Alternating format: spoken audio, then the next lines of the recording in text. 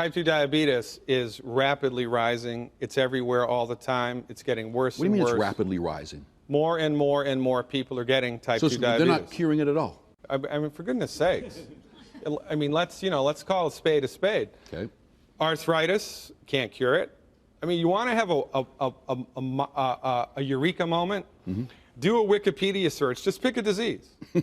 Do a Wikipedia search and look to see what the cause of the disease is.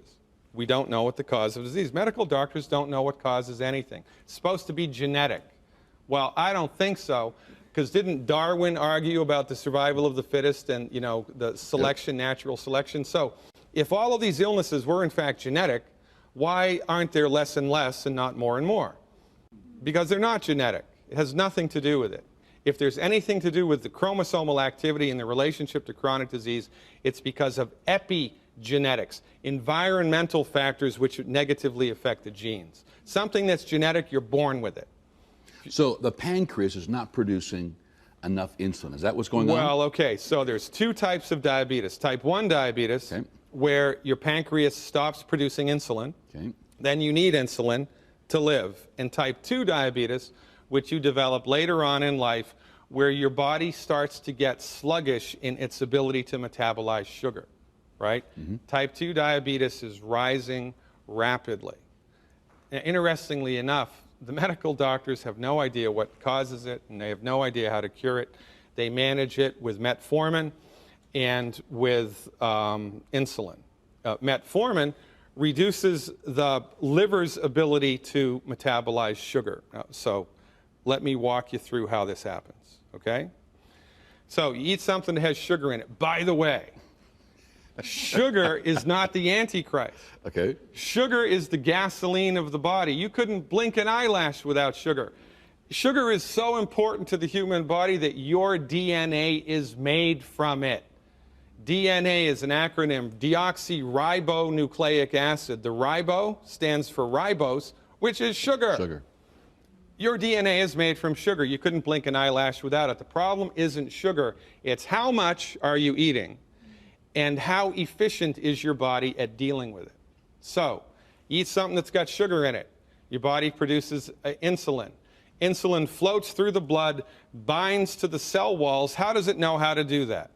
You would think that would be an interesting question to ask, but medical doctors don't ask that question. How does it know what to do? It's a biochemical. How does it know where to go and what to do? Well, I'll tell you how it knows where to go and what to do, because there's divine intelligence guiding it, period. So insulin floats through the blood, binds to a cell wall. There's a little receptor on the cell wall that's specific just for insulin. Insulin binds to that receptor, sends an electrical signal through the middle of the cell to open up a door on the other side of the cell to let the sugar in. It's like somebody showing up at your house, ringing the front doorbell, and the kitchen door opens up to let the groceries in, all right? That's how it should happen if you're healthy. Okay. But in order for that signal to go through and open up the sugar door, minerals need to be present inside the cell. So we're back to minerals. It's a big deal, man. 2 minerals specifically, vanadium and chromium, but there's about 25 other minerals that are at play also. So if this is how many minerals your body needs, but this is how many are in the body because they're not in the food like they used to be, then the insulin binds to the cell wall, tries to send a signal to open up the sugar door, but it gets interrupted. The sugar door stays closed. So what does the body do? It produces more insulin, because the sugar is outside the cell, not inside the cell. The body knows that. How does it know that? Nobody knows how it knows that, but it knows that.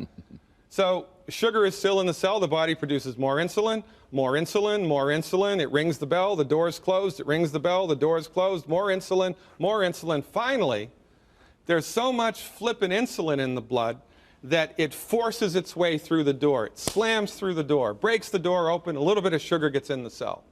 Is that a good idea? It's a bad idea, because you break the door when that happens. What happens when you break enough of those doors? Your fingers fall off, your toes fall off, your feet fall off. You get diabetic neuropathy, you get gangrene, all of which are associated from blood sugar issues, but not blood sugar issues, too much insulin. What does the MD deliver? Insulin to somebody who's type 2 diabetic. And their other strategy is to give a drug called metformin, which inhibits the liver's ability to produce sugar. Well, this is fascinating, right? Yeah, let's do that instead of just giving minerals, which, by the way, in 1957, it was proven by a medical doctor that vanadium and chromium specifically was related to type 2 diabetes. This guy named Mertz, Dr. Mertz, could turn type 2 diabetes on or off in laboratory mice by giving or withholding chromium. That was in 1957. Well, why haven't we heard about it? Why isn't it out there mainstream helping people? Because a medical doctor, the pharmaceutical industry, makes more money managing the disease than they do in curing it.